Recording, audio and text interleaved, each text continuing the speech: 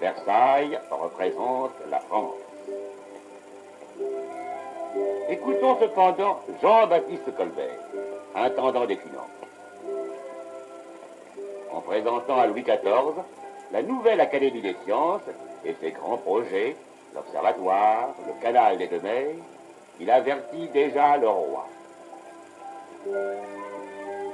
Dire, la grandeur d'un État repose moins sur ses palais et ses places fortes que sur ses ouvrages d'art.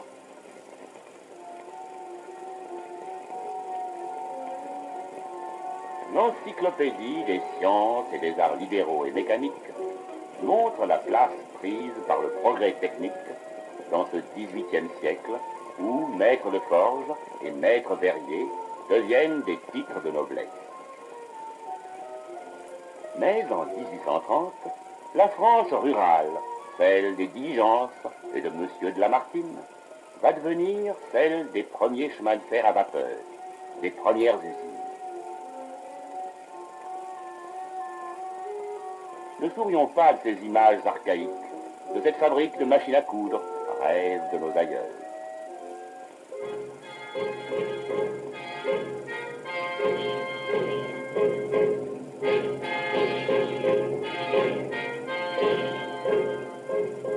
Déjà apparaissent les grandes bases de l'industrie moderne, l'acier et le charbon.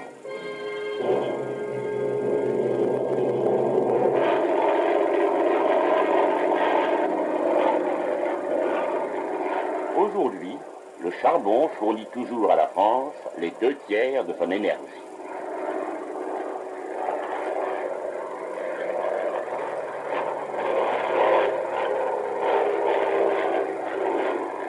Dans ce bassin houlier du Nord et du Pas-de-Calais, travaille la moitié des 245 000 mineurs français. 1698 kilos abattus par homme et par jour, la plus haute productivité d'Europe. Le mineur français est devenu mécanicien.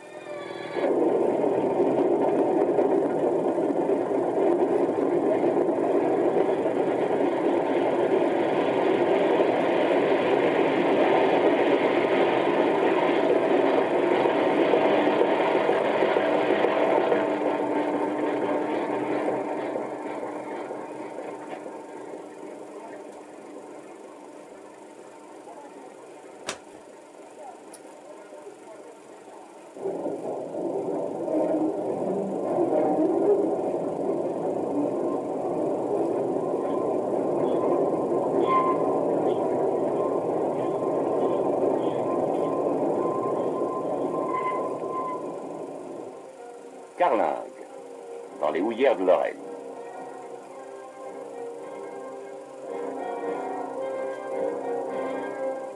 Ces flammes y sont brûlées dans une des centrales thermiques les plus modernes d'Europe, dont les tours de réfrigération sont plus hautes que la cathédrale de Metz.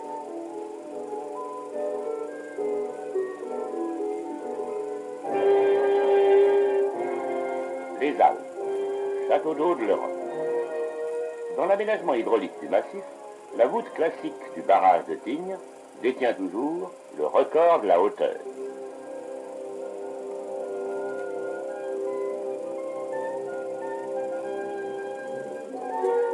À Cherponçon, les ingénieurs ont choisi une solution nouvelle.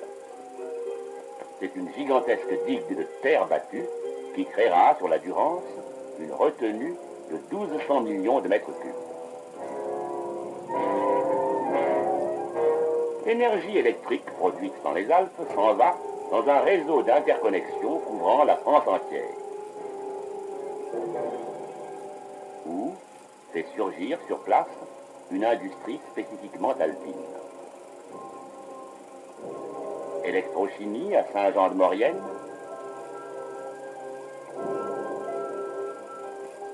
électro-sidérurgie à Ugine.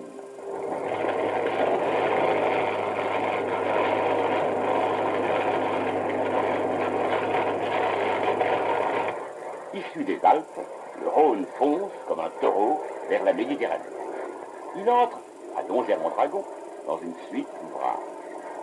la centrale André Blondel produit à elle seule 2 milliards de kilowattheures par an. Ce canal, aussi large que celui de Suez, représente une des marches du gigantesque escalier d'eau que le Rhône descendra jusqu'à la mer.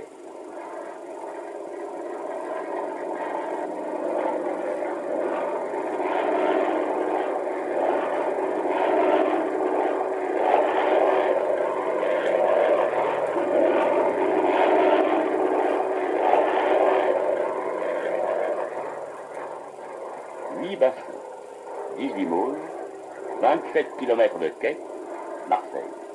Premier port de France. Porte ouverte sur l'Afrique et sur l'Asie.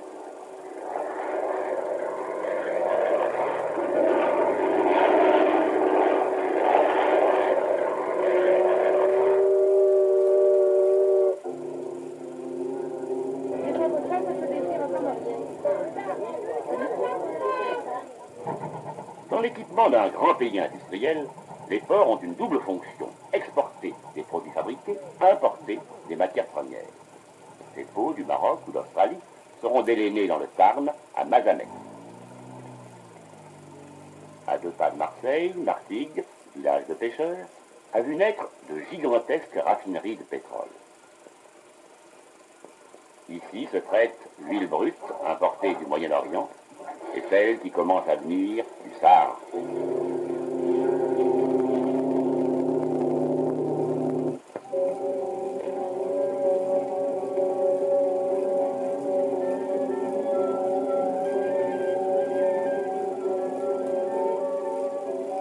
La France est la deuxième puissance européenne, après la Grande-Bretagne, pour la capacité de traitement en raffinerie.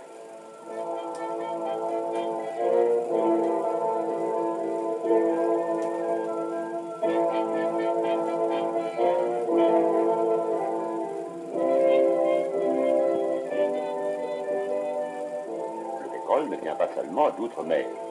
Il jaillit aujourd'hui de la terre même de France.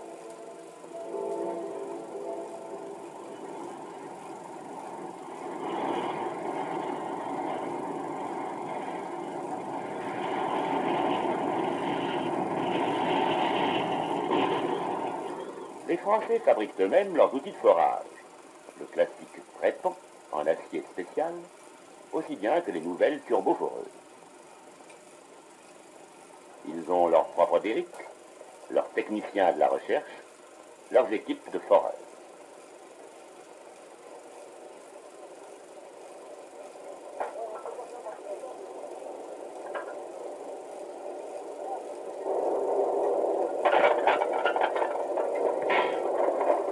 Le pétrole va métamorphoser le sud-ouest jusqu'à agricole.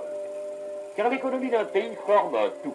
Et c'est l'épargne française entière qui s'investit à l'appel du gaz de lac et fait surgir des usines nouvelles de Toulouse à Bordeaux.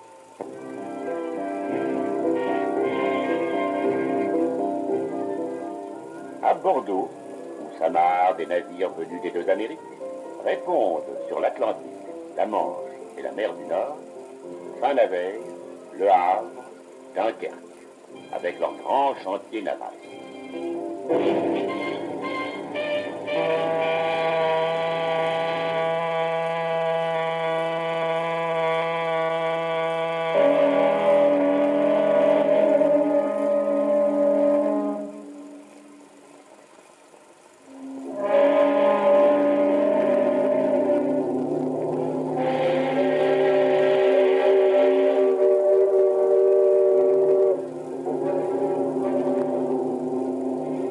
Ne sont plus seuls aujourd'hui à franchir les mers. Au-dessus de la falaise où s'envola Blériot, Caravelle met Londres à 30 minutes d'Orly.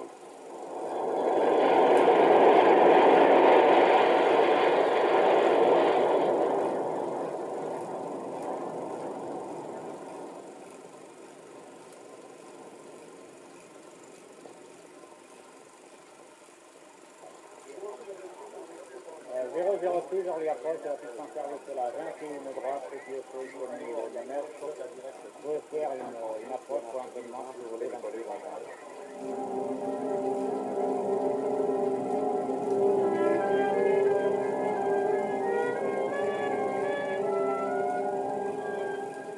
Les ports, les aéroports font aujourd'hui partie de cette infrastructure de base, équipement nécessaire d'un grand pays industriel.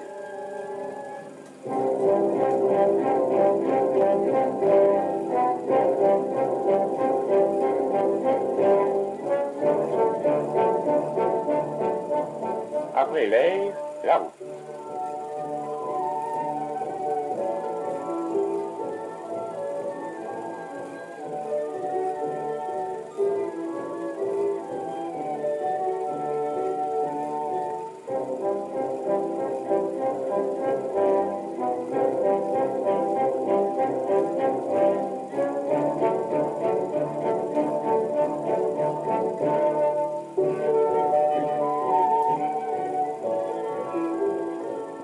Problèmes de l'infrastructure routière répondent ceux de la construction automobile proprement dite.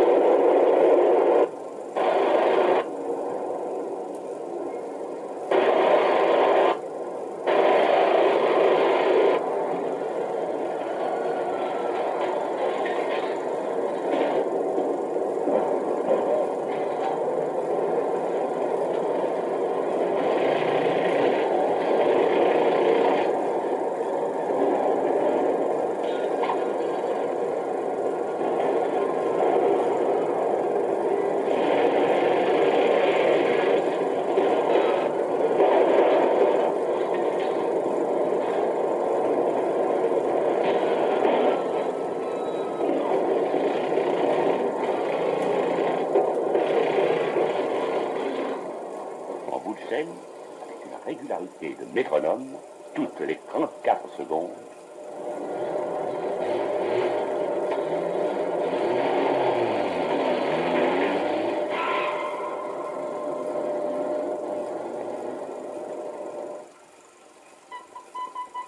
n'oublions pas le rail.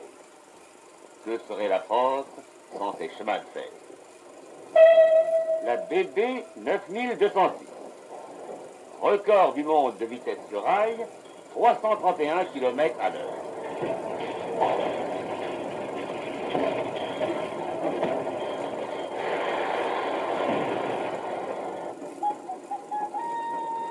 La voie elle-même suit le progrès technique. Pose de rail long, 800 mètres d'un seul tenant.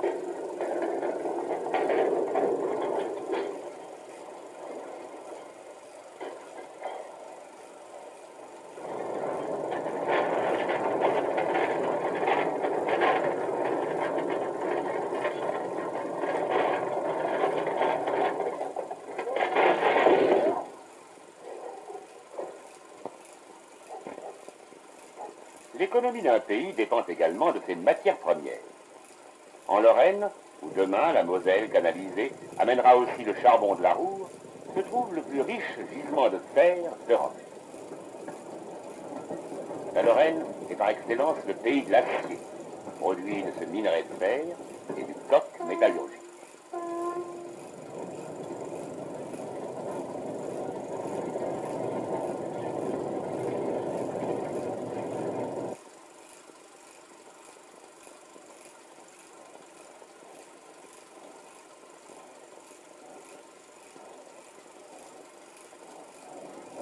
Ici, chaque grande unité sidérurgique produit 1 million de tonnes et représente un investissement de 100 milliards de francs.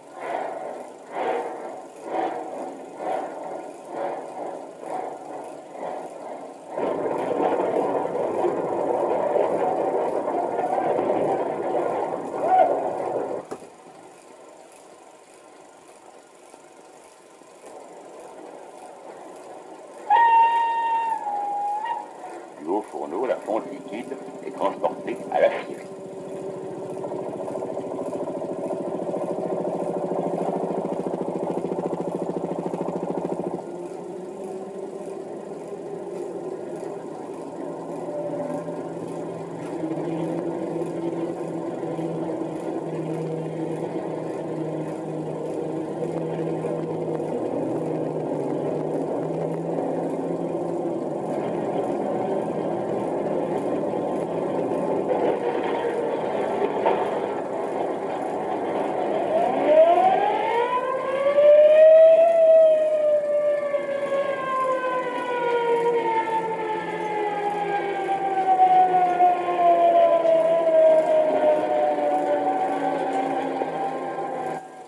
lingot d'acier va maintenant être transformé en tôle.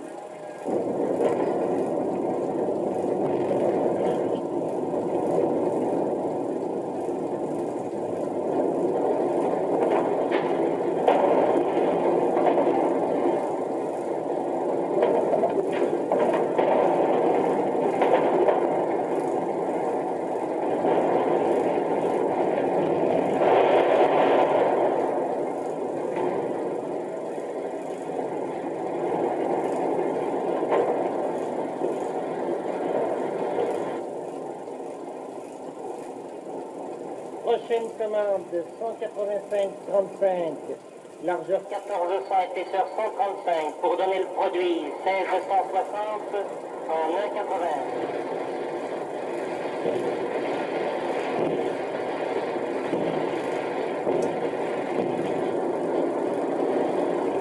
Le train continu de laminage à large bande est un outil de production révolutionnaire.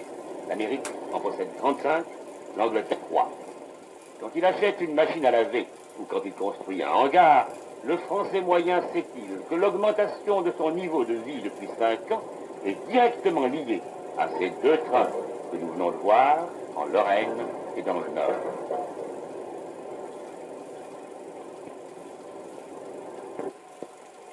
Une sous-préfecture à l'allure provinciale.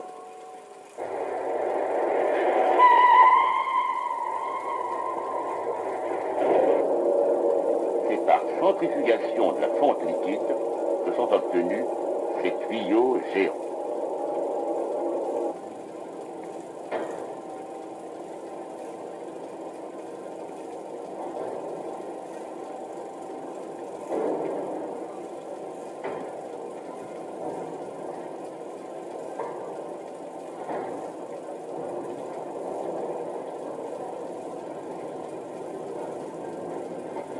Des milliers de tuyaux semblables dans les adductions d'eau d'Australie, les canalisations du Pakistan ou d'Argentine portent en relief le même nom, celui de cette petite ville, Pont-à-Mousson.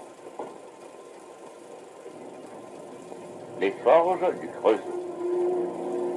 Le marteau-pilon, qui émerveillait nos arrière-grands-parents, a fait place à la presse de 6000 tonnes, qui forge ici un corps creux pour l'industrie chimique.